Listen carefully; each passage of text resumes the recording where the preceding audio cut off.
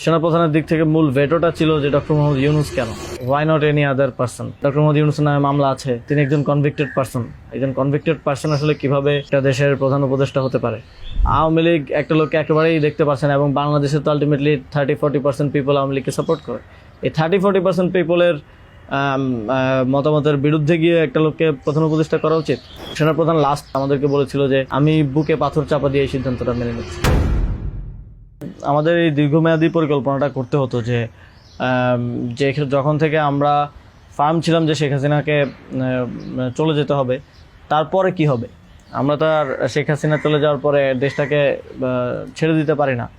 তো এই জায়গা থেকে আমরা দেখা যায় যে এই চিন্তাটা আস্তে আস্তে আসতে থাকে, কিন্তু ওই সময়টাতে আসলে এটা বিশ্বাস করাও কঠিন ছিল যে 5 তারিখের মধ্যেই হয়তো হয়ে যাবে।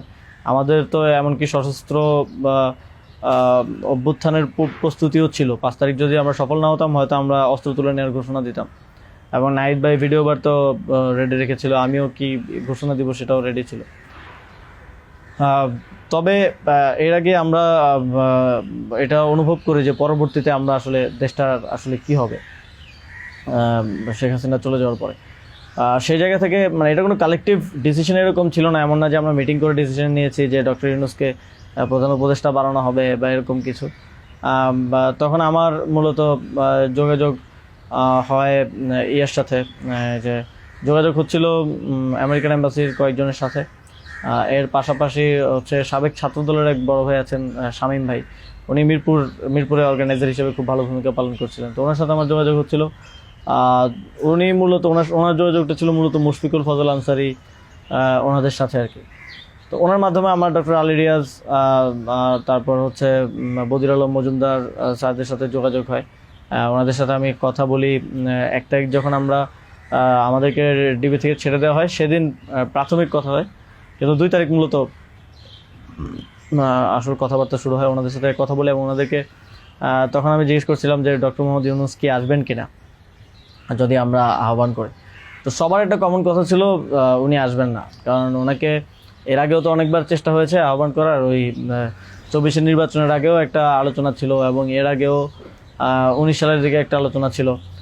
এর আগেও যখন তত্ত্বাবধায়ক সরকার ছিল তখনও ওনাকে আনার চেষ্টা করা হয়েছিল, বাট উনি সবসময় পলিটিক্যালি থেকে রিফিউজ করেছেন, দূরে থাকতে চেয়েছেন। তো আলী রিয়াজ স্যারও আমাকে বললেন, বদির আলম মজুমদার স্যারও বললেন যে উনি আসবেন না। আরও যাদের সাথে কথা হচ্ছিল উনি রাজি হবেন না, এই ধরনের একটা কথা ছিল। বাট আমি সরাসরি ওনার সাথেই কথা বলতে চাই, এবং তখন হচ্ছে শামীম ভাই আমাকে ওনার বর্তমান যে এপিএস সাব্বির ভাইয়ের নাম্বার দেন। তো সাব্বির ভাইয়ের সাথে যোগাযোগ করার পর সাব্বির ভাই আমাকে বলেন যে আমি তো স্যারের সাথে নাই। তো স্যারের সাথে মঈন চৌধুরী নামের একজন তখন স্যারের প্রাইভেট সেক্রেটারি হিসেবে কাজ করছিলেন। তো সাব্বির ভাই আমাকে মঈন চৌধুরীর নাম্বার দেন। মঈন চৌধুরীর সাথে আমি যোগাযোগ করি 2 তারিখ কি 3 তারিখ হবে, এবং ওনার সাথে আমার কথা হয়। এবং উনি তখন বলছিলেন যে স্যারের একটা ছোটো সার্জারি আছে। স্যার তখন ফ্রান্সে ছিলেন। তো সার্জারি আছে, এবং পরবর্তীতে আমি ওনাকে মেসেজগুলো ক্লিয়ার করার চেষ্টা করি যে আমরা চাচ্ছি এমনটা। তো উনি স্যারের সাথে কথা বলেন। স্যার আমাদেরকে পরে একটা মেসেজ পাঠান যে তোমরা যেটা করতেছো আমি তোমাদের সাথে আছি আর কি। এটা হচ্ছে 2 তারিখের দিকে স্যার একটা মেসেজ আমাদেরকে পাঠান থ্রু মঈন চৌধুরী, কিন্তু তখনও কথা হয়নি। স্যারের সাথে আমার প্রথম কথা হচ্ছে, মানে আমি বারবার ইনসিস্ট করছিলাম সরাসরি কথা বলতে, কারণ সবাই অনুৎসাহিত করতেছে যে স্যার আসবেন না, আদার অপশনস দেখার জন্য, প্রধান উপদেষ্টা হিসেবে অন্য কাউকে দেখার জন্য অনেক নামও আসতেছিল, অনেক নামও সাজেশন আসতেছিল। কিন্তু আমার চিন্তাটা ছিল যে আমাদের যে অর্থনৈতিক ভঙ্গুর পরিস্থিতি, তারপরে একটা বিশেষ পরিস্থিতিতে আমরা সরকার গঠন করলে সেটার জাতীয় আন্তর্জাতিক যেই স্বীকৃতির ব্যাপার আছে, এগুলো আসলে ডক্টর মোহাম্মদ ইউনূস ছাড়া পসিবল হবে না। তো সেই জায়গা থেকে আমি বারবার যোগাযোগ করার চেষ্টা করি। পরে মঈন চৌধুরী স্যারের সাথে আমাকে কথা বলিয়ে দেন। সম্ভবত ওনার নাম্বার থেকেই প্রথম কথা বলা হয়, এবং স্যারকে আমি অ্যাপ্রোচ করার পরে স্যার আমাকে বললেন যে আমি হচ্ছে তোমরা অন্য কাউকে ভাবো। এটা সম্ভবত 3 তারিখ। স্যার বললেন যে, এবং স্যার কয়েকজনের নামও বললেন যে তোমরা ওনাদেরকে ভাবতে পারো। এর মধ্যে 2-1 জন আমাদের উপদেষ্টা পরিষদেও আছে এখন। স্যার বলেন যে আমার লাইফটা তো ডিফারেন্ট, আমি ওইখান থেকে আসবো কিনা। এবং উনি বলেন যে তাহলে, আমি যখন বললাম যে স্যার আপনাকে ছাড়া হবে না, আপনাকে আসতেই হবে, তখন উনি বললেন যে আমি ভেবে দেখি, তোমরাও ভাবো, যদি আদার কোনো বেটার অপশন পাওয়া যায় তাহলে তোমরা ভাবো, আর আমিও ভেবে তোমাদেরকে জানাবো। তো 3 তারিখ তো অনেক কিছু আনসার্টেন ছিল, এক দফা শুধু ঘোষণা হয়েছে, কবে পতন হবে, কবে আসবে, এটা আনসার্টেন ছিল। তো আমার মনে হয় এটাও ডিসিশন নেওয়ার ক্ষেত্রে একটা বাধা ছিল সে সময়। কিন্তু আমি যথেষ্ট, আমার মনে হচ্ছিল যে উনি ডিনাই করলেও he is to some extent positive, যেটা বাকিদের থেকে আসতেছে যে একেবারেই আসবে না এরকম। আসিফ স্যারও বলতেছিল যে আসবে না স্যার, রাজি হবে না। তো আবার আমার মনে হচ্ছিল যে এই লোকগুলো তো সবাই স্যারকে পার্সোনালি চেনে, তো ওনারা বলতেছে, কিন্তু আমরা ইনসিস্ট করি, আমি ইনসিস্ট করি, এবং আমি তখন আসলে বাকিদেরকে জানিয়ে রাখছিলাম যে আমার স্যারের সাথে যোগাযোগ হচ্ছে। তখন এটা কোনো কালেকটিভ ডিসিশন ছিল না যে ওনাকে আমরা প্রধান উপদেষ্টা করব। আমি নাহিদ ভাই, মাহফুজ ভাইদেরকে জানিয়ে রাখি যে আমার ওনার সাথে যোগাযোগ হচ্ছে, দেখি এটা কোথায় যায়। আর সবার কাছেই তো তখন সময়টা আনসার্টেন ছিল যে কখন পতন হবে, কখন সরকার হবে। এটা অনেক ফার সাইটেড আসলে বিষয় ছিল ওই সময়টাতে, কারণ আমাদের মনে হচ্ছিল না যে 5ই আগস্ট পতন হবে, আমাদের মনে হচ্ছিল যে আরও হয়তো দীর্ঘ সময় আমাদের লড়াই করতে হতে পারে। ইভেন সব ধরনের সম্ভাবনাই ছিল, এটা একটা গৃহযুদ্ধের দিকে যাওয়ার পরিস্থিতিও ছিল ওই সময়টাতে। তো পরবর্তীতে যখন এরপরও স্যারের সাথে আমার কমিউনিকেশন, স্যারের টিমের সাথে কমিউনিকেশন চলছিল। 5 তারিখ মূলত স্যারের সাথে আবার কথা হয়। মঈন চৌধুরীর সাথে রেগুলারই কথা হচ্ছিল, প্রতিদিন 2-3 বার কলে কথা বলছিলাম। 5 তারিখ স্যার যখন সার্জারিতে ঢুকবেন, ঢোকার আগে হচ্ছে কথা হয়, যখন শেখ হাসিনা পালিয়ে গেল সন্ধ্যায়, আমরা চ্যানেল 24-এর অফিসে, তখন আমি স্যারের সাথে কথা বলতে চাই যে এখন তো পতন হয়ে গেছে, এখন একটা ডিসিশনে আসতে হবে। তো তখন মঈন ভাই স্যারের সাথে আমাদেরকে কলে যুক্ত করেন। তো চ্যানেল 24 অফিসেই নাহিদ ভাই আর আমি আমার ফোন থেকে লাউডস্পিকারে স্যারের সাথে কথা বলি। তো স্যারকে আমরা বলি যে স্যার এখন একটা ডিসিশন আসতে হবে, আর স্যারও সার্জারিতে চলে যাচ্ছিলেন তারপরে ডিসিশন দেওয়াটা। তো স্যার এক ধরনের তখন মনসম্মতি দিলেন যে আমি আসব। আর এর মাঝে তো 2 দিন স্যারও আলোচনা করেছেন বিভিন্ন পর্যায়ে, আমি আসবো, তবে বিস্তারিত কথা বলার আগে তোমরা কোথাও এটা অ্যানাউন্স করো না আর কি। তো এই আলোচনাটা হওয়ার পরে আমরা, অনেকগুলো বিষয় ছিল ডিসকাস করার মতো, আলোচনাটা হওয়ার পরে আমরা চ্যানেল 24-এর অফিসে প্রেস ব্রিফিংটা করি সেদিন রাতে, এবং সরকারের রূপরেখাটা কী হবে সেখানে ঘোষণা করি, একটা অন্তর্বর্তীকালীন জাতীয় সরকার ঘোষণার কথা বলি। এছাড়াও আরও রূপরেখাগুলো বলি যে রাজনৈতিক অংশগ্রহণ, তারপর সিভিল সোসাইটি, তারপরে অভ্যুত্থানের নেতৃত্বের অংশগ্রহণ, এই পলিসিগুলো আমরা সেখানে ঘোষণা করি। স্যারের নামটা ঘোষণা করা হয়নি। সেদিন রাতে স্যারের সাথে আবার চূড়ান্ত কথা হয়, রাতের আনুমানিক 12:30 থেকে 2টা-2:30 পর্যন্ত প্রায় 2 ঘন্টা স্যারের সাথে নাহিদ ভাই আর আমার কলে কথা হয়, এবং সেখানে আমরা বিস্তারিত বিভিন্ন বিষয়গুলো আলোচনা করি, এবং স্যারের কিছু কনসার্ন ছিল সেগুলো আমরা ডিসকাস করি যে এটা আবার 1-11 মতো একটা সরকার হবে কি না, মানে আমরা ক্ষমতায় বসবো কিন্তু পেছন থেকে আর্মি আমাদেরকে চালাবে কিনা, অথবা অন্য কেউ আমাদেরকে ডিক্টেট করবে কিনা। স্যারের কনসার্ন ছিল এটা। স্যারের কনসার্ন ছিল যে আমি আসলে আমাকেই স্বাধীনতাটা দিতে হবে, আমি আসলে এটা আর্মি রান করবে কিংবা পেছন থেকে কেউ রান করবে, এটা হলে আমি আসবো না। তো আমরা স্যারকে বলেছি যে আমাদের পজিশনে এটাই, যে গভর্নমেন্ট যদি আমরা ফর্ম করি, গভর্নমেন্ট স্বাধীনভাবে কাজ করতে হবে, এবং এখানে সেনাবাহিনী কিংবা অন্য কোনো অথরিটি যদি হস্তক্ষেপ করতে চায়, সেক্ষেত্রে আমরা মাঠ থেকে সেটাকে চ্যালেঞ্জ করবো আর কি। তো এই ধরনের একটা নিশ্চয়তা স্যারকে আমরা দিই আমাদের এন্ড থেকে।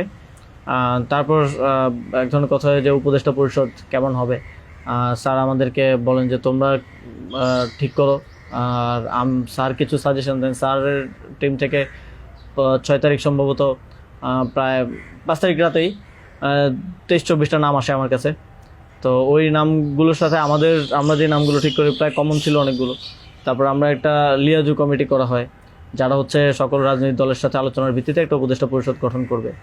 তো ওই লিয়াজু কমিটির আহ্বায়ক ছিল মাহফুজ ভাই। তো ওনারা কমিউনিকেশন শুরু করে দেয় জামাতের সাথে, বিএনপির সাথে, আরও যারা রাজনৈতিক দল আছে, সিভিল সোসাইটি আছে, তাদের সাথে যোগাযোগের মাধ্যমে সবার থেকে নাম প্রস্তাব আসতে থাকে। কিছু নাম ছিল কমন, আমাদের এখানেও কমন, যেমন কিছু মানুষজন, যেমন সালাউদ্দিন আহমেদ স্যার, উনি তো অর্থনীতিতে বাংলাদেশে মানে এই মুহূর্তে যদি আমরা চিন্তা করি তাহলে ওয়ান অফ দ্য বেস্ট। তো ওনার নামটা সব দিক থেকে আসে। তো এরকম কিছু কমন নাম আসে, আবার কিছু নাম দেখা যায় আমরা ইনক্লুড করি বা কোনো এক পক্ষ থেকে আসে কিন্তু অন্য পক্ষ এটাকে আবার রিফিউজ করে। বিএনপির কিছু নামের ব্যাপারে আপত্তি ছিল, তাদেরকে পরে নেওয়া হয়নি। তো এভাবে একটা মোটামুটি সবার সাথে কনসালটেশনের ভিত্তিতে একটা উপদেষ্টা তালিকা করা হয় এবং যেদিন স্যার ল্যান্ড করে বাংলাদেশে আসেন 8 তারিখ দুপুরে আর্মি থেকেও কিছু নাম প্রস্তাব করা হয়। কিন্তু আমরা একটু প্রায় 5-6টা নাম আমরা একটু ঘেটে দেখলাম যে এই লোকগুলো ওইভাবে সর্বজন গ্রহণযোগ্য না।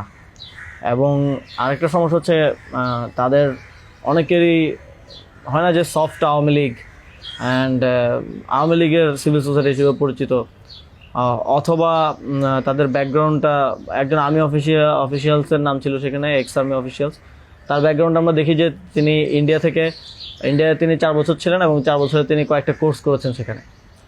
সো আবার ওনার ব্যাপারে জনমত হচ্ছে র কানেক্টিভিটি আছে।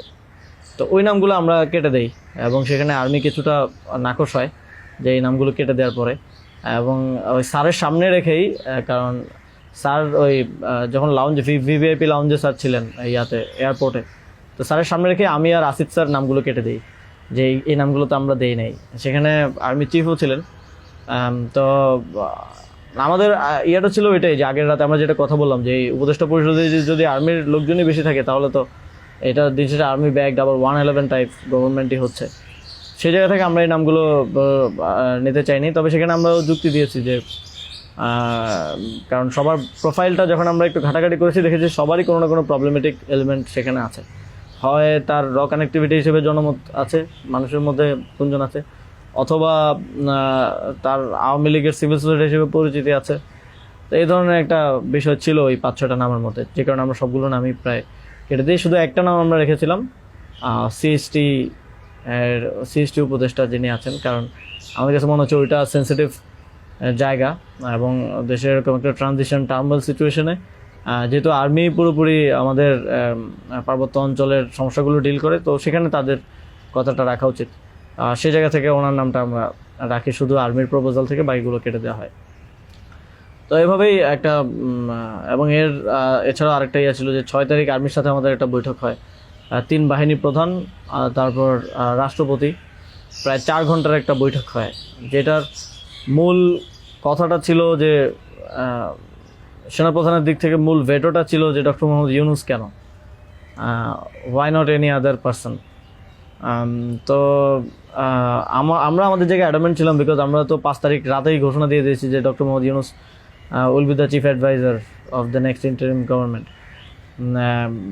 এবং সেটা এক ধরনের বৈপ্লবিক কায়দায় আমরা ভিডিও বার্তা দিয়ে ঘোষণা দিয়ে দিয়েছি, আমরা কোনো নিয়মের কিংবা সংবিধানের তোয়াক্কা সে সময়টাই করে নেই। কিন্তু উনি বারবার বলার চেষ্টা করছিলেন যে ডক্টর মোহাম্মদ ইউনূসের নামে মামলা আছে, তিনি একজন কনভিক্টেড পার্সন আসলে কিভাবে হতে পারে, একটা দেশের প্রধান উপদেষ্টা হতে পারে। তো আমরা যখন এগুলো ডিবাঙ্ক করতেছিলাম কথাগুলোকে যে এগুলো তো আওয়ামী লীগের সময়ের পলিটিক্যালি মোটিভেটেড মামলা, এই মামলা তো দেখা গেছে সবার নামে পাওয়া যাবে, আমাদের নামেও আছে। তো এটা বলার পর আবার ওনারা আরেকটা কথা বললেন যে সোসাইটির একটা বড় অংশ তো আসলে ওনাকে হেট করে, এবং বড় অংশ বলতে উনি তখন সরাসরি বলেছেন যে আওয়ামী লীগের অন্তর্বর্তীকালীন সরকারটা তো সবার কাছে গ্রহণযোগ্য হতে হবে। এখন আওয়ামী লীগ তো ডক্টর মোহাম্মদ ইউনূসকে 2 চোখে দেখতে পারে না, একদম অপছন্দ করে। তো এখন এই আওয়ামী লীগ একটা লোককে একেবারেই দেখতে পারছে না, এবং বাংলাদেশে তো আলটিমেটলি 30-40% পিপল আওয়ামী লীগকে সাপোর্ট করে। এই 30-40% পিপলের মতামতের বিরুদ্ধে গিয়ে একটা লোককে প্রধান উপদেষ্টা করা উচিত। তো আমরা তখন বললাম আওয়ামী লীগ এমন কিছু না যেটা নিয়ে এখন আমাদের কনসার্ন হওয়া উচিত। আওয়ামী লীগকে আমরা পরাজিত করেই এই প্ল্যাটফর্মে আসছি, এখানে আমরা বসছি। আওয়ামী লীগ কি চাইলেও না চলে এটা এখন আর ম্যাটার করে না কোনোভাবেই। কিন্তু উনি বারবার এই কথাটা ঘুরে ফিরে বলতেছিলেন যে এই সরকার তো একটা নির্বাচন আয়োজন করবে, এই জন্য বিএনপি আওয়ামী লীগ সবার কাছে এই সরকারের গ্রহণযোগ্যতা থাকা প্রয়োজন।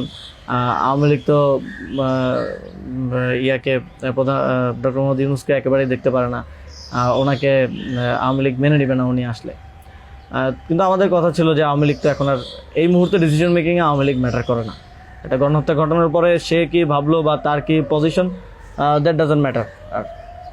আর এরপরও ওনারা নানা ধরনের যুক্তি দিতে পারে, এবং শেষে 4 ঘন্টা এই বিষয়ের উপরে ডিসকাশন হয়। 4 ঘন্টা, আধা ঘন্টা হয়তো অন্যান্য ইস্যুস নিয়ে ডিসকাস হয়েছিল, বাট 4 ঘন্টা প্রায় 3.5 ঘন্টা ইস্যু নিয়ে ডিসকাস হয়। তো এখানে আসছিলাম আমি, নাহিদ ভাই, মাহফুজ ভাই আর নাসির ভাই। আর বাকি আমাদের সাথে যারা ছিল তারা বাইরে অপেক্ষা করছিল। আসিফ স্যার ছিল, তারপরে তানজিমুদ্দিন স্যারও ছিল, আরও সমন্বয়িকা ছিলেন আরও 10-12 জন, সবাই বাইরে অপেক্ষা করছিল আর কি এই 4 ঘন্টা। তো তারা বারবার 2বার হচ্ছে বিরতি দিয়ে আমাদেরকে আবার ভাবতে বলে আবার চলে যেত, আবার এসে আবারও একই জায়গা থেকে কথা শুরু করতো। মানে আমরা বুঝতে পারছিলাম যে ডক্টর মোহাম্মদ ইউনূসকে এখানে এস্টাবলিশমেন্ট কোনোভাবেই চাচ্ছে না। আর আমাদের কথা ছিল আমরা ঘোষণা দিয়ে দিছি, এবং আমরা এক ধরনের হুমকির সুরে সেখানে বলি যে যদি এটা রাষ্ট্রীয়ভাবে না হয়, যদি রাষ্ট্রপতি ঘোষণা না দেয় ডক্টর মোহাম্মদ ইউনূসকে প্রধান উপদেষ্টা হিসেবে, তাহলেও আমাদের কিছু যায় আসে না, কারণ আমরা অলরেডি ঘোষণা দিয়ে দিয়েছি। আমরা আমাদের তৈরি করা উপদেষ্টা পরিষদ নিয়ে শহীদ মিনারে গিয়ে শপথ নিব। এই হুমকিটা দেওয়ার পরে তারা একটু মানে নড়েচড়ে বসে, এবং তারা গিয়ে রাষ্ট্রপতির সাথে ডিসকাস করে আসে।